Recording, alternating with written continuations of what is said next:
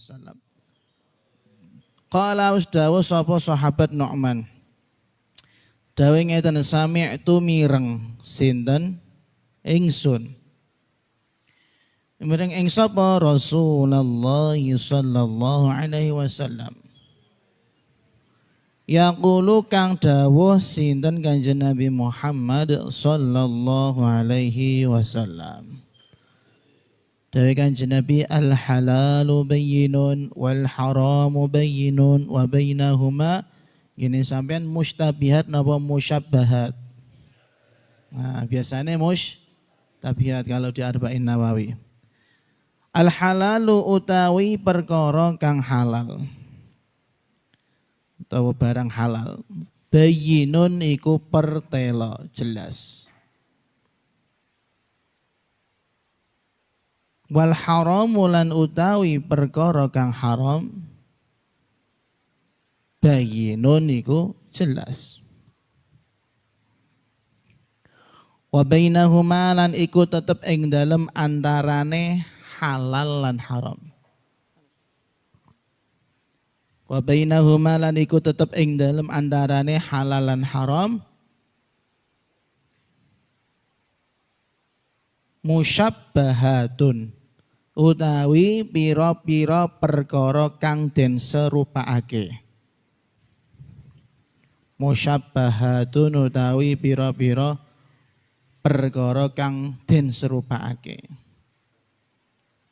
Alias member-member halal yo iso, haram yo iso. La ya'lamu orang ngerti, orang ngelmoni. La ya'lamu orang ngelmoni, orang ngerti ha ing musyabbahat. Sing ora ngerti sapa, sing ora weruh sapa, kathirun sapa wong akeh. Kathirun sapa wong akeh minan nasi bayane saking manusa. Minan nasi bayane saking manusa. Saged diapsidik suarane orang. Faman monggo utawi sapane wong. Faman monggo utawi sapane wong. Cepet pun. Ittaqa iku ngati-ngati. Al-ittiqa kalau kita terangkan dulu membuat pembatas alias ngati-ngati. Ittaqa iku ngati-ngati sapa man asyubuhati. Ini i'rabe nasab napa jer Zaki. Jer alamat jere. Mudah pilih. Alamat jer mudah pilih. Ah, salah. Ya, iki mau ngintek aku sapa iki jenenge? Nawa. Napa niki? Erope napa niki? Nasab napa jer? Nasab. Alamat nasabe. Gawe iki ora sithik.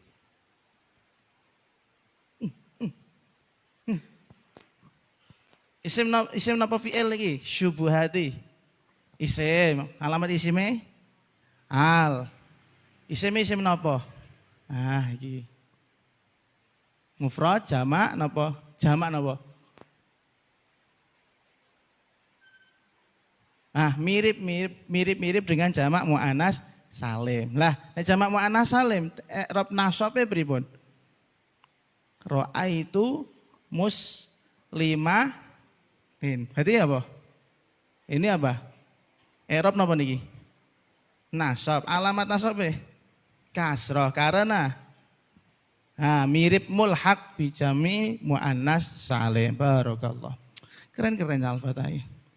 Kara'in kan dimau it asyubuhati ing pira-pira perkara kang syubhat.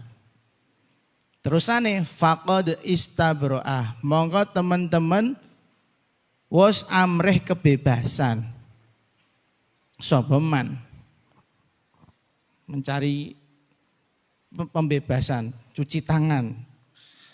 Istabro'ah mencari pembebasan. Li'irdihi kedue napa kehormatane man. li'irdihi kedue kehormatane man. Gini sampean ngoten tah wadinihi sik lidinihi napa irdihi sik? Ana sing lidinihi. Ana sing mulaine lidinihi. Wonten mboten? Wah, murah ya tak kita. Ora apa-apa padha. Sing penting pokoke ngewohi siji, sat temenan kae. Sat napa mungkar ya? Ora fiqh berarti mungkar berarti. Oh no, mukhalafah lil hawadis. Nggih, mukhalafah lil istiqat ya. Kalau di saya li'irdihi, mungkin kebanyakan li'irdihi ya. Mana lidinihi, Masya Allah. Tapi kalau di syarahnya memang gini, lidinihi wa irdihi. Nah, gitu. Tapi Wali bin Asakir wal Asili, ya, riwayatnya Ibnu Asakir dan Al-Imam Al-Asili, kuali irdihi wa dinihi seperti yang di teman-teman. Nah, kalau riwayatnya yang lain, Abu Dzar mengatakan lidinihi wa irdihi. Padha bener ya. Wes. Tenang. Kolak-walik ra apa-apa Mas, bos geng ya. Kok bos geng? Bos ganteng. Gusti. Manfur. Ngerti artinya manfur tah mboten iki perlu tak bahas sih, Apa artinya? Ora ngono. Manfur. Iki di i'rab iki. Manfur dari fi'il madhi nafara. Terus fahuwa nafirun wa dzaka apa artine nafara? Melayu, manfur diplayokno, diusir kowe berarti. Makanya aku maca iku guyu ae Mas iki paham apa ora. Ra apa-apa, bos ganteng ae kok sing mlayu ra apa-apa. Lari untuk kembali, gak apa-apa ya. Masya Allah. Ya, jadi coba matur. Manfur ku ono filosofi selain Mambaul Furqan ta ora. Masya Allah. Ada lagi ngapunten saya sebut merek. Madrasah Raudhatus Sibyan disingkat Rosib. Rosib itu kalau cakuliah paham. Rosib itu alias gagal gitu loh. Ya aku arep muni, wong rak muni tapi artinya melek. Rosib. Masya Allah. Mending saya di santrinya Abu Ya Ahmadi gitu ya. Kalau ditulis Arab ya saya di bakal untuk pituduh kan keren tuh ya. Masya Allah. Ikatan Santri Al-Fatah Insaf alias orang yang munsif, orang yang adil, yang mengakui kan gitu. Manfur. Orang kerasa deh. Itu masalah merek gue kok, masalah merek. Sing elek-elek diplayokno ngono Mas teh. Sing elek-elek diplayokno, sing nglarisi moro ngono masyaallah. Mohon ngapunten. Li irdi kedue kehormatane wong wadinihi lan agamane wong. Waman lan utahi sapane wong waqa'a. Iku tumiba sapa man. Entah waqa'a iku tumiba sapa man fi syubhati ing dalem pira-pira perkara kang syubhat. Karain kaya dene wong angon. Karain kaya dene wong angon yar kang angon sapa ra'in. Yar kang angon sapa ra'in haulal hima. Ing dalem pinggire ngoten mawon. Pinggire panggonan terlarang. Panggonan terlarang sing ora diolehi mlebu wedhus, hewan-hewan enggak boleh masuk ke sana. Haulal hima ing dalem pinggire panggonan terlarang. Yushiku meh-meh. Sing dihafal biasanya yusiku ayyaqa'a fihi ngoten ya. Ini kene ai yuwaqi'ahu. Yusiku meh-meh ayyuwaqi'a. Apa yen to tumiba ngedaki ya kena. Tumiba sapa ra'in. Nek wa ngedaki hu ing hima. Hu ing hima.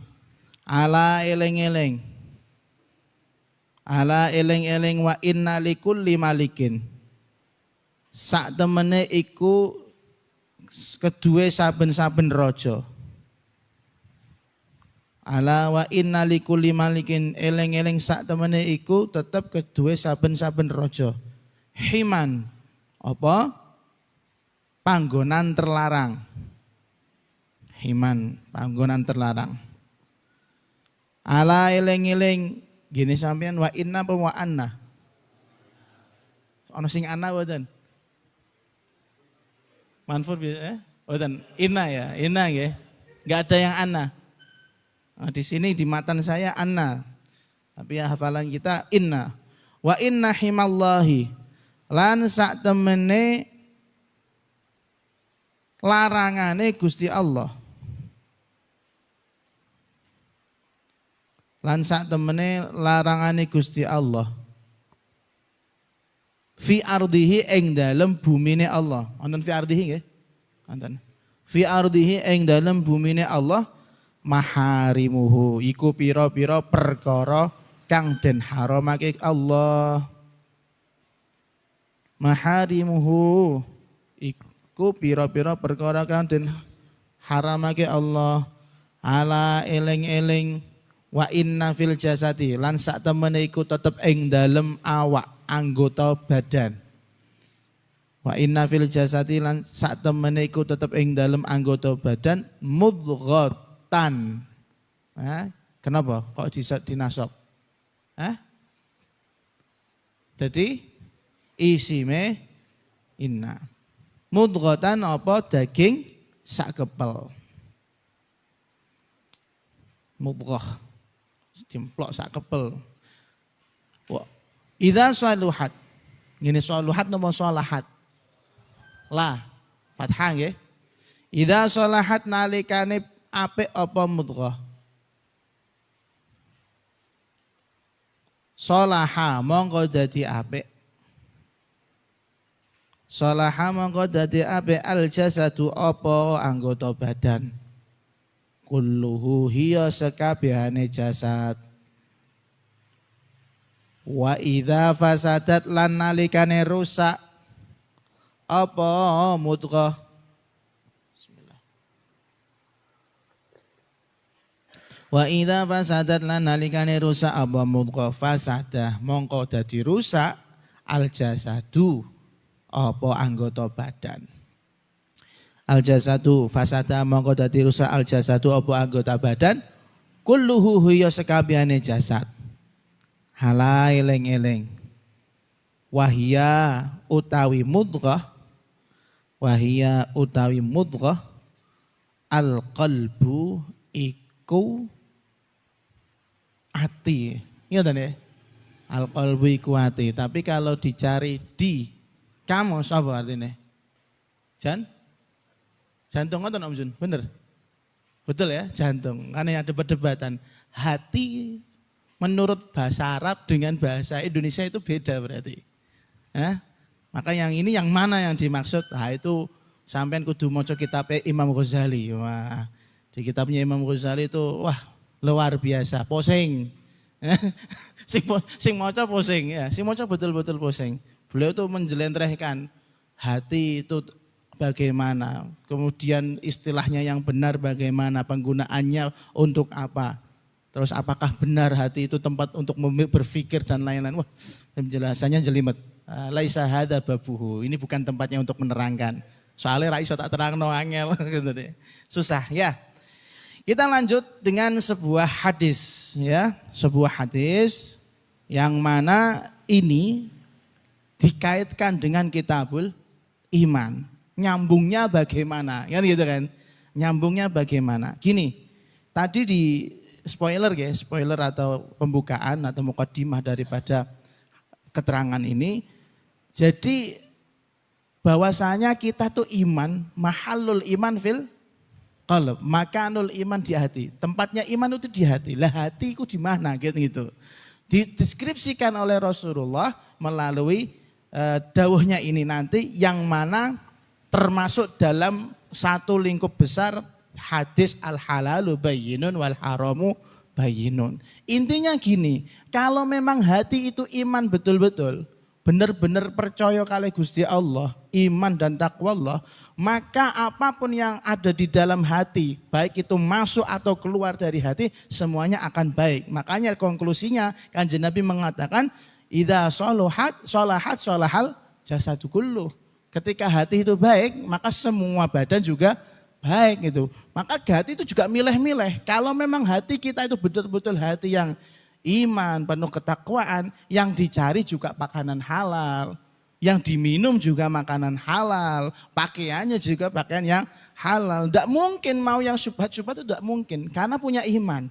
Kok uang seneng gosop, uang seneng ngasakan jajane kancane, uang seneng malaki kancane, urung sek mangan wis dipalak ini ngarepan pondok. Hatinya kurang iman, berarti hatinya syubhat, syubhat. Makanya kaitannya seperti itu. Lah, lalu di sini ada beberapa faedah yang bisa kita sampaikan. Pertama, yaitu sahabat Nu'man bin Bashir dikatakan bahwasanya beliau adalah orang atau bayi pertama dari kalangan Ansor yang dilahirkan setelah Kanjeng Nabi hijrah. Lah, Kanjeng Nabi hijrah itu di Madinah itu hidup sekitar 10 tahun terakhir. Ya kan, 10 tahun terakhir setelah kenabian.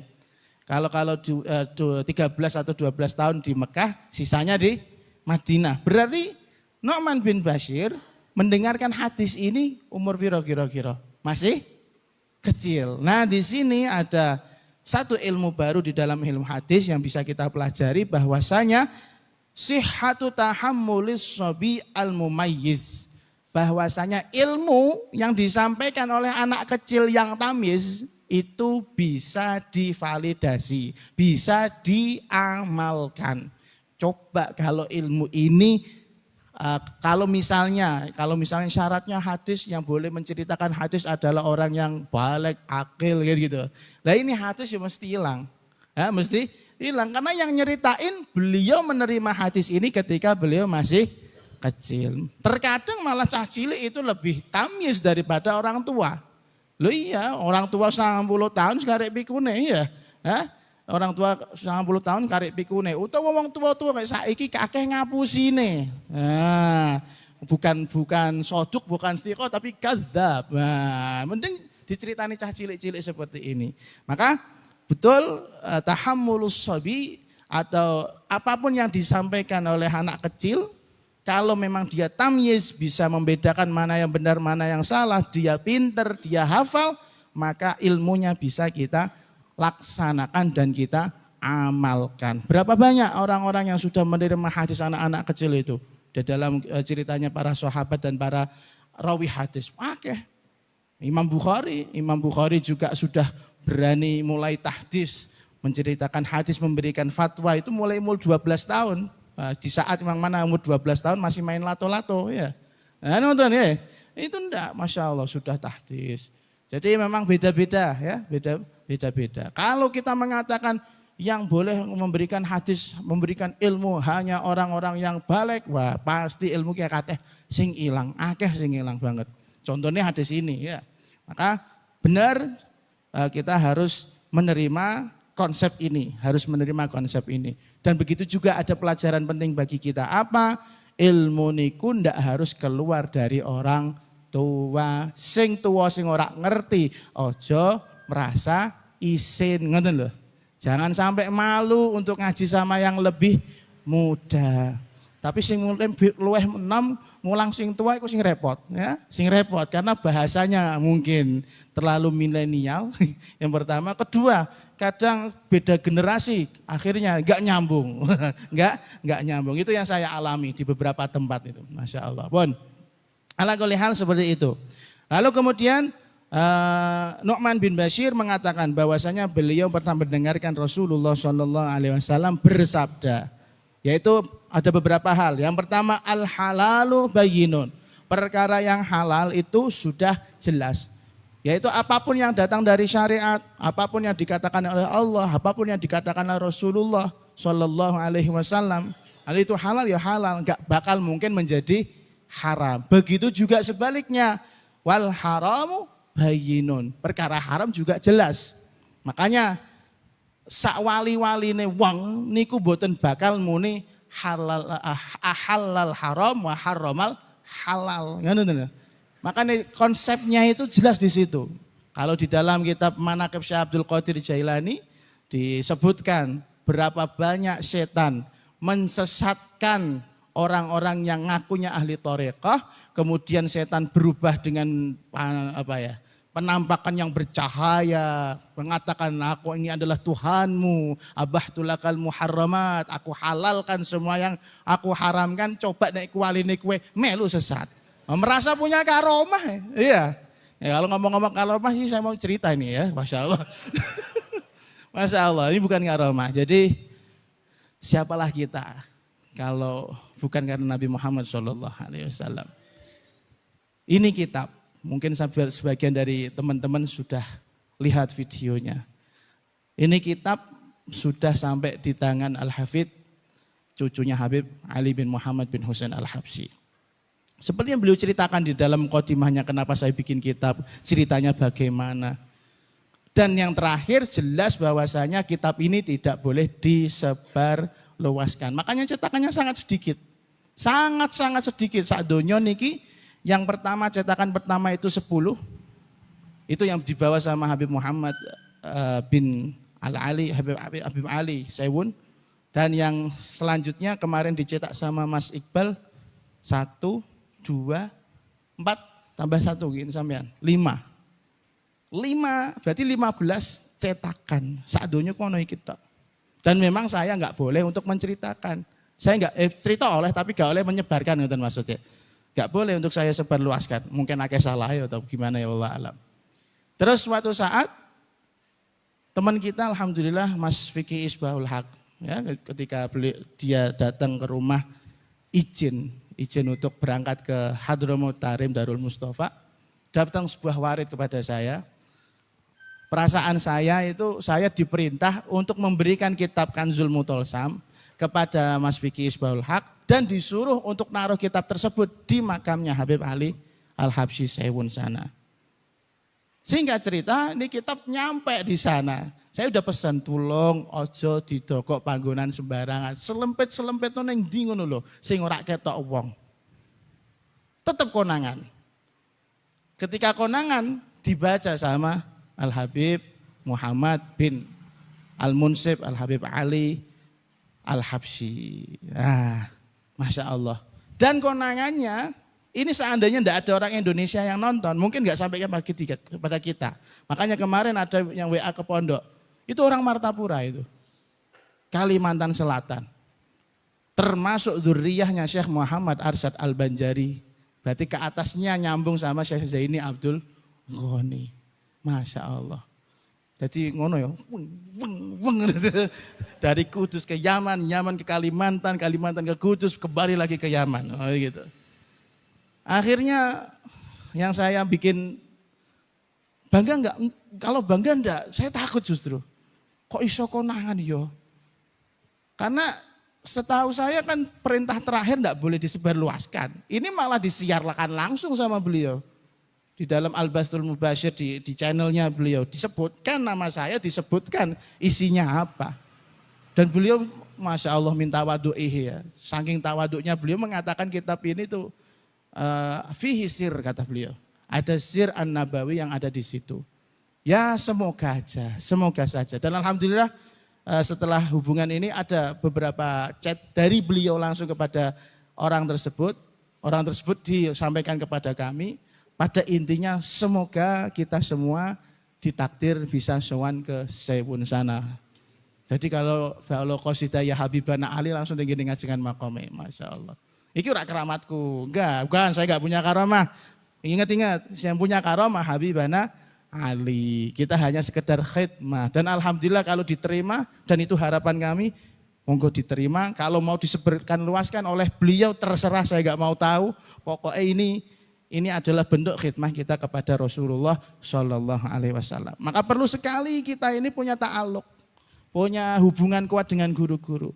Maka seperti yang kita sampaikan pada makamnya Habib Muhammad Idrius, tolong kalau memang ada kesempatan, tolong kita ke tempatnya Habib Abdurrahman Al-Jufri. Itu kita buka-bukaan saja. Itu kalau kita mau baiat di situ, ikut tarekahnya beliau, insya Allah selamat dunia akhirat. Insya Allah bahagia dunia akhirat. Berkahnya kepada keluarga dan anak turun semua ila yaumil qiyamah. Ngoten nggih. Jadi tolong jangan sampai mau ngaji-ngaji kitab tok. Saya tulis di dalam kitab Miftahus Sa'adah, mungkin beberapa waktu yang ke depan akan kita keluarkan launching untuk masalah al-mahabbah thariqatuna wal khidmah riyadhatuna wal adabu akhlaquna. Saya terangkan di situ, saya katakan ta'allumul ulumus syariah biduni tasawufin jaf. Belajar ilmu syariat tanpa ada sentuhan tasawuf itu kering. Kering. Akhirnya senang-senang ngaram-ngaram ke orang lain. Wah raiso itu haram itu. Wah raiso prit. Ini pelanggaran ini. Itu loh, ya kan? Hati-hati. Maka perlu adanya tasawuf. Perlu adanya tasawuf. Dan tasawuf itu dipraktekkan gitu loh. Bukan hanya ditulis di dalam buku. Nggak, saya nggak butuh itu. Khidmah itu nggak harus Anda sama Buya, Anda sama dalam. Khidmah itu bentukmu kamu bekerja itu bagaimana? Ketika dikongkon oleh pengurus, kok merengut? Belum khidmah berarti. Ketika diminta tolong sama teman, kok tidak terima? Berarti belum khidmah. Ketika diingatkan sama keamanan, kok gerundel? Berarti belum khidmah. Itu bukan keinginan kami. Keinginan kami yang seperti itu. Anda tahu ini ada beberapa orang yang pengen banget kitab ini dipublish. Tapi saya bilang jangan. Kalau enggak saatnya jangan dipublish. Yang publish langsung sana sendiri, bisa. Orang aku sih njaluk kok. Tapi kan bukan saya enggak merasa bangga. Ini punyanya Habib Ali Al-Habsyi. Makanya sampean itu harus nyambung seperti itu. Ojo sampai orang duwe sambungan. Kita sudah ajarkan kepada sampean, ayo mahabbah kepada Kanjeng Nabi itu tidak bisa langsung Kanjeng Nabi. Jenabi kula rindu jenengan gak iso. Nek rak maulid angel. Ya ta mboten? Kita mboten mau maulid nek ngantuk ya menang ngantuk. Kok Kanjeng Nabine lali kok nggih. Makane itu kita harus betul-betul asyuratul mustaqim itu deh istilahnya, betul-betul cancut tali wondo, tamasuk, bener-bener nyekel guru-guru. Kita ini kurang amal, kurang ilmu, bodoh, gendeng, ngibadah ya ora. Lah arep njandul sapa? Nek rak dhewe mahabbah kepada para aulia itu ndak bakal bisa. Ndak bakal bisa. Makanya alhamdulillah ini kita kayaknya sudah didoakan, kita sudah dinaudhroh sama Habib Muhammad, dan semoga ini juga pertanda bahwasanya Habib Anak Ali Al-Habsyi juga ridho dengan kita, ridho dengan Al-Fatah, ridho dengan Majlis Anwarul Mustafa, ridho dengan orang-orang yang pernah masuk ke sini, insya Allah. Maka tolong itu dijaga, nikmat itu dijaga dengan cara apa? Ya monggo, yang pertama dari ake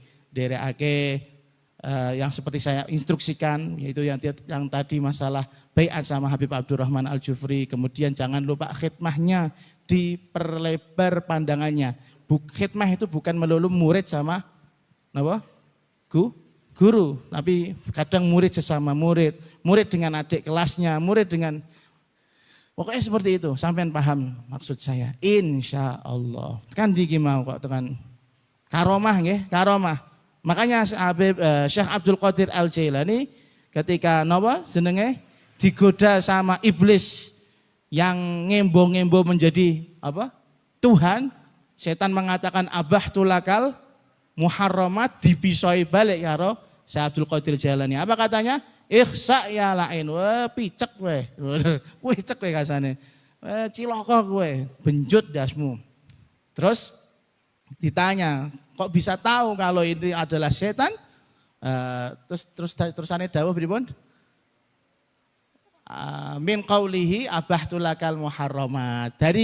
Dari ucapannya setan itu loh, abahtulakal muharramat. Saya menghalalkan segala hal yang haram. Dan saya tahu Allah tidak pernah mengubah at-tanzil. Allah tidak pernah mengubah yang namanya Al-Quran. Apalagi ba'da wafatin Nabi. Sampai kan Nabi ngoten niku, halal haram. Lalu kemudian wa bainahuma musyabbahatun. Di antaranya ada hal-hal sing mboten cetha, enggak cetha. La ya'lamuha katsirun minan nas. Orang banyak itu nggak ada yang tahu. Banyak sekali orang yang bodoh masalah barang-barang musyabbahat. Lalu kemudian apa artinya barang musyabbahat? Di sini pertama tafsiran yang pertama dikatakan mimma lam yatabayyan bihi hukmuha alat ta'yin. Yaitu pertama adalah hal-hal yang belum jelas identitas hukumnya halal atau haramnya. Dan itu banyak sekali. Itu banyak sekali. Misal ngapunten, walaupun ada ulama mengatakan rokok, contoh rokok wae. Rokok ini yang jelas tau. Khilaf tau, ya dah. Itu sudah ulama aja khilaf, ya sudah gitu loh. Kalau bisa tinggal bagus. Kalau bisa kalau mau dilakukan monggo, ada dalilnya kan gitu kan. Kalau pakai dalil orang-orang yang apa jenenge orang-orang wah aku nek ngerokok stres, aku nek ngerokok mati misalnya ya. Ada aku nek ngerokok ora iso mulang, beda lagi bisa jadi hukumnya wajib seperti itu ya. Ada tuh di guru salah satu asatid di sarang itu nggak bisa ngajar kalau nggak udud dulu. Nah itu jadi dalil ya monggo. Wah enggak saya udud ikut guru sekumpul. Monggo sanate piye? Sanate ono ta ora. Lalu kemudian yang kedua banyak orang yang nggak tahu maksudnya apakah semuanya orang nggak tahu apa tidak? Di sini dikatakan mungkin orang tahu lakinnahum qalil. Jumlah mereka yang mengetahui hukum ini halal haramnya sedikit. Jadi harus jeli terlebih dahulu. Kadang hukum ini antara halal haram, ini halal apa enggak ya? Ya. Maka kalau orang yang nggak tahu-taunya bisa jatuh dalam perkara yang haram. Lalu kemudian pokoknya katalah masalah niku contoh-contohnya banyak sekali. Maka sikap terbaik apa? Fal wara'u tarkuhu. Maka yang paling hati-hati adalah kita meninggalkan perkara-perkara yang musyabbahat. Misal yang kita gak jelas di dalam pergi ke masjid tiba-tiba sandal ada yang mirip gitu ya. Ada yang mirip. Ini mana ya yang punya saya? Kok rasa-rasa no, mesti aslinya kroso aslinya ya.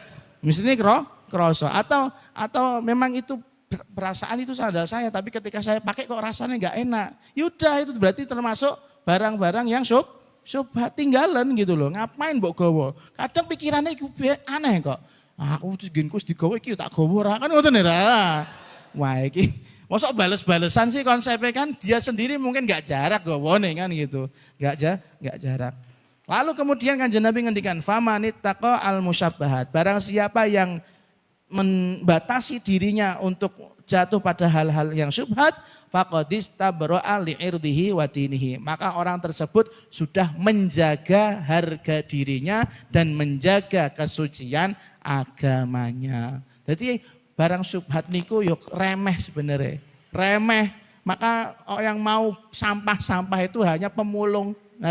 Begitu juga yang mau barang-barang musyabbahat, yang syubhat itu hanya orang-orang yang lemah imannya, lemah nafsunya.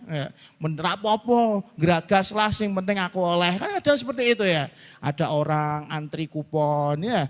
Ini menghancurkan apa namanya? Menghancurkan kehormatan gitu loh. Ada bagian apa namanya? Undian, ribute ra karuan. Ana bagian door prize ribute ra karuan dinteni kok awan pol bengi jam 12. Niku lha apa? Sing melu ngatusan ewu ya. Bisane kan jalan sehat ngoten lho ya. Berarti ya jalan sehat terus wah iki door prize umroh misalnya. Lah apa dinteni ngoten-ngoten niku? Direwangi rak salat, direwangi napa direwangi penguk-pengukan barbarane rak ento. Ya sudah. Padahal itu barang yang halal. Tinggalkan barang-barang yang remeh. Buat apa? Aziz. Orang-orang yang meninggalkan barang-barang yang remeh, yang syubhat-syubhat itu dia akan menjadi aziz. Baik untuk harga dirinya, baik untuk keagamanya. Lalu kemudian ini perlu kita sebutkan al-ulama asyubhat, kata para ulama asyubhat arba'atu asya. Barang-barang yang syubhat di dalam hadis ini ada 4 perkara. Pertama ta'arudul adillah. Yaitu barang-barang yang mana dalil-dalilnya saling bertentangan. Nah, kayak iku mau masalah udut atau kepiting, keong, itu kan apa meneh siji Nek lobster halal nggih. Njen kepiting niku nggih, kepiting niku ya. Nah, itu kan perkara-perkara yang mana para ulama dalil-dalilnya mengatakan halal haramnya beda-beda. Ya itu syubhat itu. Terus yang kedua, al-murad biha qismul makruh li'annahu yajtadibuhu janiban al-fi'al wa tark. Ada yang mengatakan asyubhat itu artinya barang-barang yang makruh. Ya iku mau wujud cetha. Barang-barang sing makruh. Atau yang ketiga, ini rada ada annal murad biha al mubah. Barang syubhat itu barang yang mubah. Ya tapi kok iso barang syubhat sing mubah niku piye? Iku sing wong sing takwane dhuwur. Kayak mau lho rebutan jajan ning kene maulid. Itu niku mubah boleh, tapi bagi mereka punya hati yang agamanya tinggi, takwanya tinggi, dia enggak bakal sudi untuk makan-makan barang-barang seperti itu. Al makruhu aqobatun bainal abdi wal haram. Ketahuilah barang makruh itu pembatas paling akhir antara seorang hamba dengan barang yang haram. Iku batas paling pol iku. Ana mubah iku tengah-tengah. Kok njikok sing makruh berarti dhek paling mepet karo perkara sing haram. Famanis takstara minal makruhi tatarraqa ilal haram. Barang siapa yang memperbanyak mengkonsumsi, menikmati, memakai barang-barang yang makruh, maka sejatinya dia sedang menuju kepada keharaman. Ora urung mesti tiba. Ora urung mesti tiba. Halah ora apa-apa, ya suwe-suwe halal gitu loh. Nah, sing makruh suwe-suwe menurut dia levelnya makruh itu mubah. Ya gitu kan. Nanti yang level haram baru menjadi makruh, repot niki. Wal mubahu aqobatun bainahu wa bainal makruh.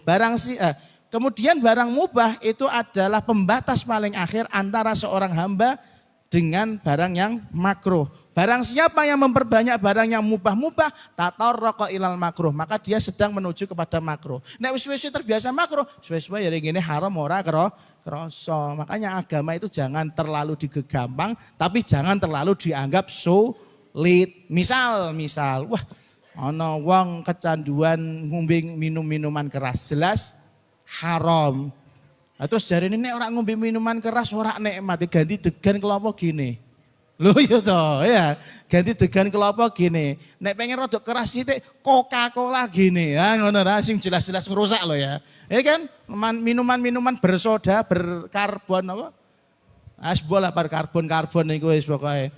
Berkarbol ngoten niku wis jelas merusak tubuh. Misal kakean mangan mie, ya itu sama aja kan? Contoh mawon. Maka hati-hati. Jangan sampai terlalu menggampangkan perkara yang makruh, begitu juga jangan terlalu menganggap remeh barang yang mubah. Takutnya lama-lama kegiring ke sana. Maka orang-orang yang menikmati barang yang syubhat kara'in yar'a haulal hima. Contohnya itu bagaikan orang yang sedang menggembala kambing, menggiringnya di tempat yang dilarang. Di tempat yang dilarang. Di sini enggak boleh kambing masuk, di sini enggak boleh hewan ternak masuk. Soalnya rumputnya rumput yang dirawat, rumput lapangan FIFA misalnya kan gitu ya. Lapangan itu enggak boleh dikonsumsi sama kambing kan. Seleten lah mboten nggih. Seleten ya, sintetis lagi ya. Nggih. Nah, makanya itu yusiku ayyuwaqi'ahu. Pasti lama-lama dia akan jatuh di dalamnya. Ngopo meneh wedhus itu kadang enggak ikut perintah tuannya ya. Ujuk-ujuk jerantal dhewe rono ngono, mlaku dhewe. Makanya sama, nafsu juga seperti itu. Dibiarkan lama-lama di tempat yang makruh, lama-lama itu pasti ada setan mengatakan gini, enggak usah setan lah, pikiranmu dhewe. Wah, ora apa-apa dosa sithik. Ora apa-apa dosa sithik, nyicip. Ngono bahasane icip. Nah, ini yusiku ayyuwaqi'ahu. Pasti lama-lama akan terjatuh di dalam hal tersebut. Makanya di dalam riwayat yang lain disebutkan terusannya hadis ini. Yusiku an yuwaqi'ahu. Apa di dalam Ibnu Hibban? Ij'alu bainakum wa bainal harami sutratan minal halal. Jadikan antara kamu dan barang yang haram adalah penghalang daripada barang yang halal. Gitu. Untuk agar kita jangan sampai kepada yang haram, itu kita harus kebanyak-banyak atau istilahnya mengonsumsi, memakai barang-barang yang halal. Seperti tadi, kalau pengen banget ngombe ciu, minuman orang tua, ya, penghangat badan, penghilang stres itu katanya. Ya, kalau penasaran banget, nah, jadikan Coca-Cola solusinya, misalnya kan gitu. Itu jelas halalnya. Tapi hati-hati, terlalu kakean ya ora ape. Ape meneh jadikan zam-zam sebagai penghalangnya, masya Allah. Pasti Anda soleh ya jadinya ya. Pasti Anda soleh. Maka orang yang seperti itu akan menjaga dirinya, harga dirinya dan menjaga agamanya. Makanya jangan aneh nggih. Kiai, wali-wali iku seneng kawin iku niku. Daripada zina mending rabi papat. Ya enggak? Lho halal ta mboten nikah wedok papat? Bisa adil enggak kira-kira orangnya? Ya kira-kira enggak bisa adil, tapi kan halal ya. Daripada zina ya udah rabi aja. Bosan ganti. Cerai ganti. Kan halal. Makanya ada orang-orang yang karena justru menikmati barang halal dengan nikmat betul, itu dia jadi waliullah kan gitu kan. Ya karena menikmati, kan karena dia pengen, seperti yang disampaikan Om Zun kemarin, saya lihat bahwasanya orang kalau niat apik wae untuk ganjaran jenis pertama karena niatnya. Apalagi melakukannya, jenis ganjaran kedua karena melakukannya. Yang ketiga, meninggalkan perkara-perkara yang diharamkan, dilarang. Iku ganjaran dhewe. Mbah iku Om Zun tok kondi Jun. Kok aku ya ketok. Ya cuma aku ya lali. Aku mau itu iku. Nah, jadi ada 3 jenis pahala bagi orang yang seperti kita ini. Ini jelas halal yang kita lakukan. Kita itu niat ngaji, ganjaran jenis pertama. Melu ngaji ngrungokno, ganjaran 700 lipat ila atau afi masya Allah. Oh, sampai sakarepe Gusti Allah. Men buat tambah atau afi ya. Malaikatnya pegel nulis iku. Kemudian saat ini kita ini meninggalkan perkara-perkara yang napa? Haram. Wah, jelas ini. Jelas kita ini 3 jenis pahala dalam 1 kali majelis. Oh, luar biasa. Ya, misal napa Anda penasaran dengan barang-barang narkoba, ya, kemudian apa lagi? Ya sudah beli manfur saja.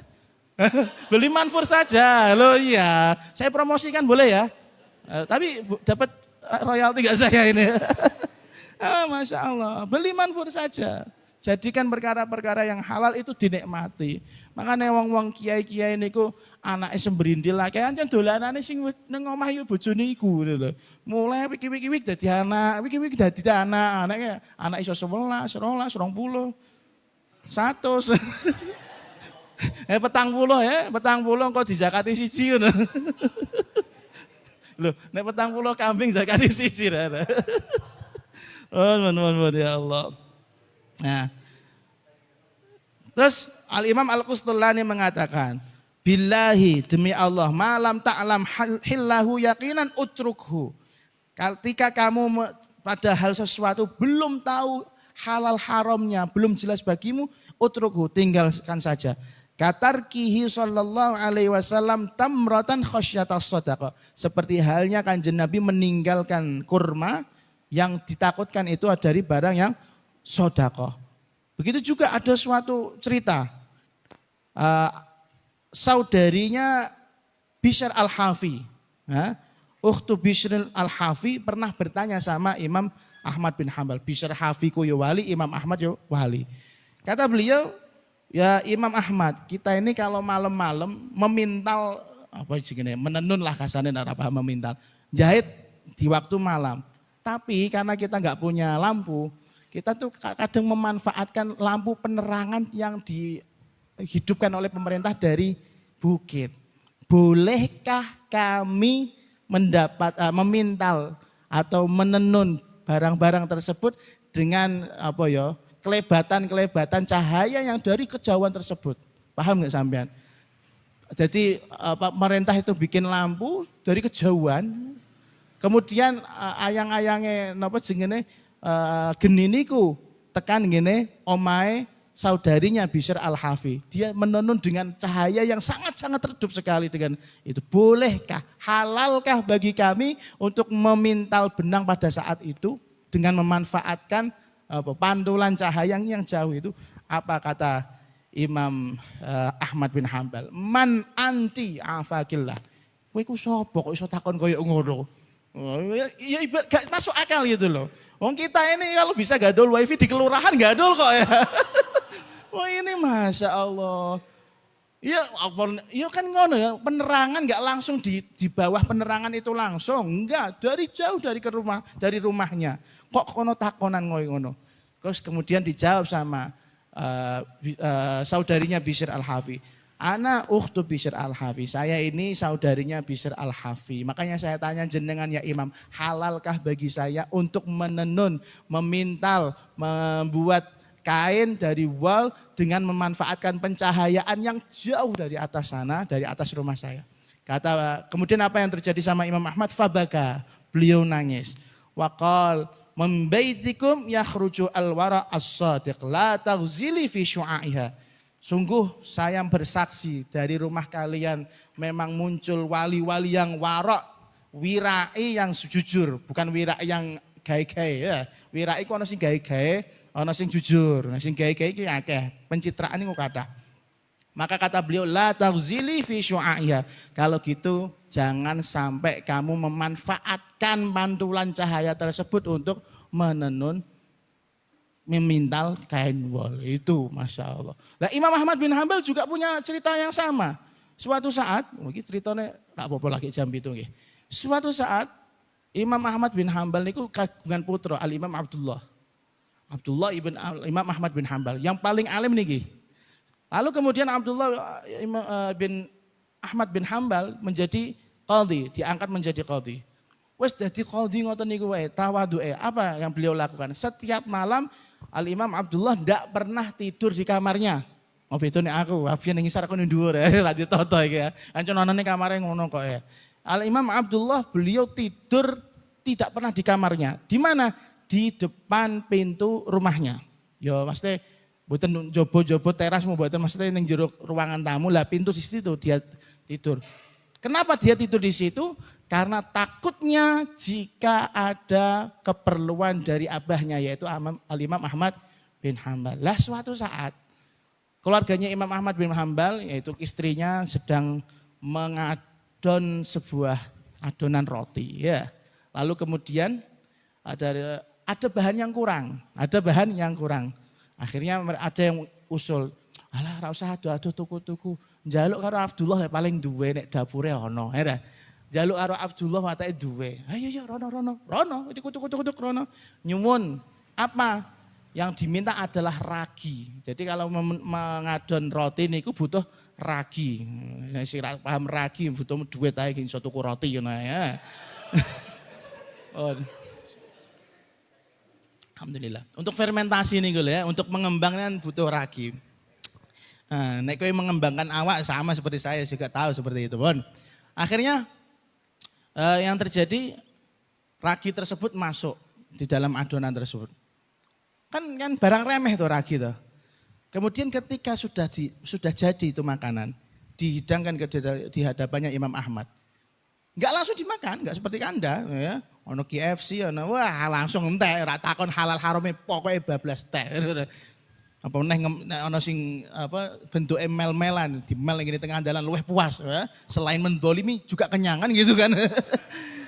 Nah ini Al-Imam Ahmad merasa ragu untuk memakan. Firasahnya kuat, mau wali-wali ku firasahnya kuat.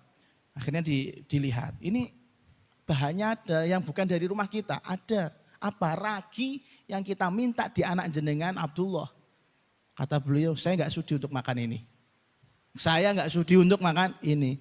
Kenapa enggak sudi? Takutnya bahan yang kalian buat ragi itu adalah hasil daripada Baitul Mal gajinya dia. Gajinya Abdullah dan itu syubhat. Dan itu syubhat. Takutnya uang rakyat kemakan sama kita. Loh parah toh. Akhirnya mereka matur sama Imam Ahmad. Nah, kalau begitu gimana kalau kita sedekahkan? Boleh sedekahkan, tapi dengan syarat sampaikan di sini ada cacatnya. Ora kalong diarani cacat bejal. Hah, nek kene kan ora dicipi sik, ora enaknya sedekahno kono. Betul. Ini enggak dicipi hanya karena ada bahan ragi tersebut Imam Ahmad enggak sudi untuk dahar. Akhirnya keluarganya wis disedekahke. Lah ketika mau disedekahkan, yo zaman Imam Ahmad itu masih banyak yang soleh. Enggak mau, enggak ada satu orang pun yang sudi untuk makan roti tersebut. Akhirnya ada yang punya ide, ya udah buang ke laut biar dimakan sama ikan. Lah kemudian setelah itu mereka kembali ke rumah, ditanya sama Imam Ahmad, gimana? Sudah berhasil untuk disedekahkan? Tidak berhasil, bah. Terus gimana? Ya udah kita buang ke laut biar dimakan sama ikan. Ya udah mulai saat ini saya nggak mau makan ikan. Takutnya kecampuran. Takutnya ikan makan roti yang hasil daripada masak yang ada raginya Abdullah. Masya Allah, wirainya sampai seperti itu. Ya piye awak dhewe kayak ini. Yes, wala halal, wala haram, wala wirai. Sudah. Soalnya nek ora melu mangan, ora melu iya, karena good food, good mood, good food ya. Mood yang baik itu karena makanan yang baik gitu ya.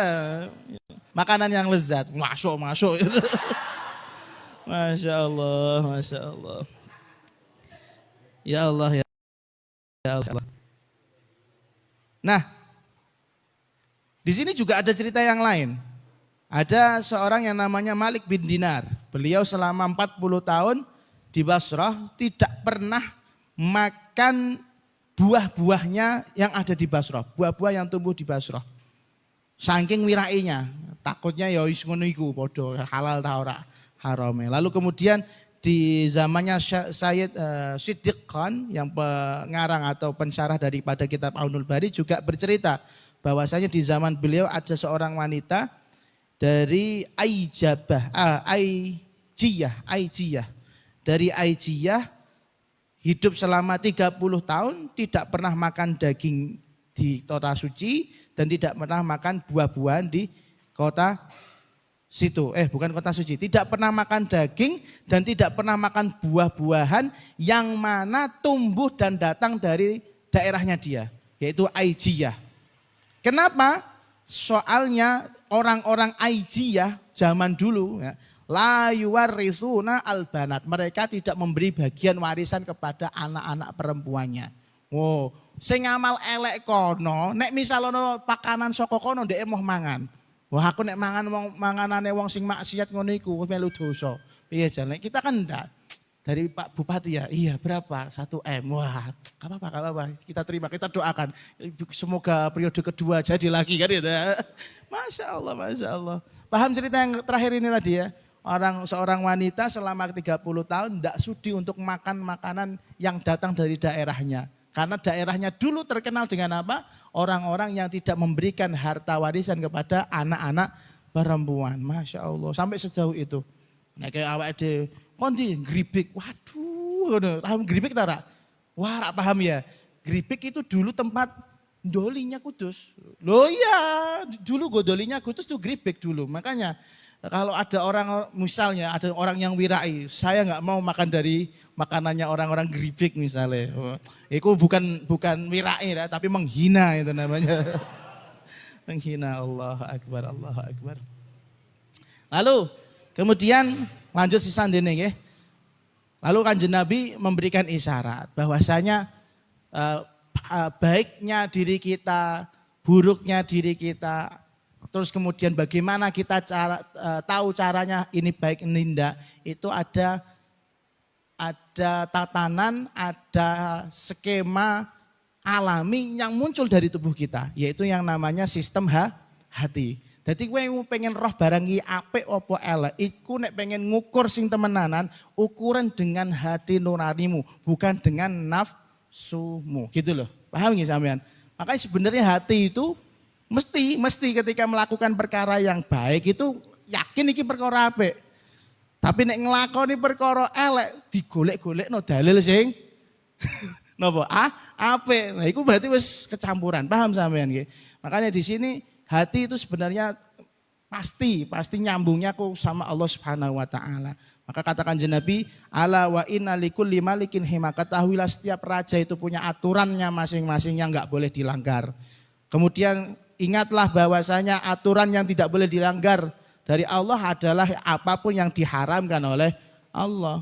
Kemudian kita mau tahu halal haramnya itu dari hati. Ala wa inna fil jasadi mudghah. Di dalam tubuh kita ada segumpal daging. Ketika daging ini baik, arti baik itu bukan hanya sekedar atine tok sing apik. pakanane apik tah mboten, ngajine apik tah mboten, delokane apik tah mboten. Karena hati itu paling gampang berubah ketika melihat orang soleh, masya Allah, sholli ala Muhammad gitu ya.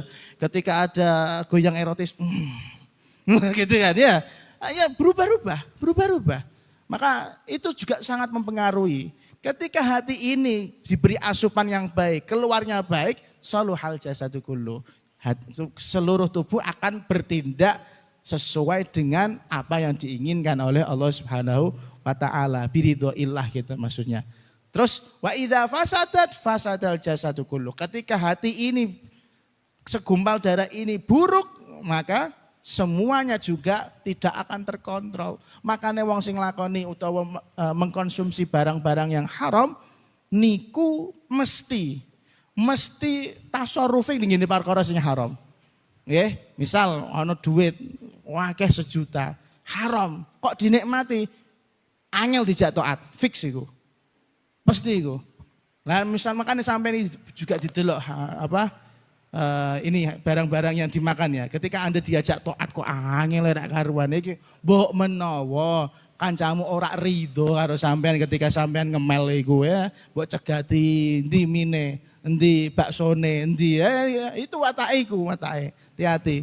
Maka asupan badan itu asupan untuk ke hati itu juga harus diperlukan. Ala wahiyal qalb. Barang tersebut adalah bernama hati.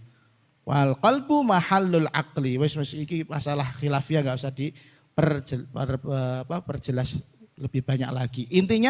Intinya sekali lagi hadis ini kaitannya dengan keimanan adalah bahwasanya al iman mahalluhu al qalb. Iman itu tempatnya di hati. Makanya delok hatimu apik apa elek, nyanut tah ora niku tergantung atine asupannya apa, yang dikeluarkan juga apa. Nah sing masuk iku apik metuno ya apik, sing masuk elek metuno ya elek. Nauzubillah min dzalik. Mugi-mugi pun paringi iman sing rasikhon fil qalb, termasuk dawuh Gusti Allah yutsabbitullahu alladzina amanu bil qauli tsabiti fil hayatid dunya wa fil akhirah. Kita semoga mendapatkan kalimah yaitu la ilaha illallah Muhammadun Rasulullah baik masih hidup di dunia, syukur-syukur nanti mugi-mugi dalam keadaan husnul khatimah. Amin ya rabbal alamin. Al hadits tsani wal arbaun wallahu a'lamu bissawab.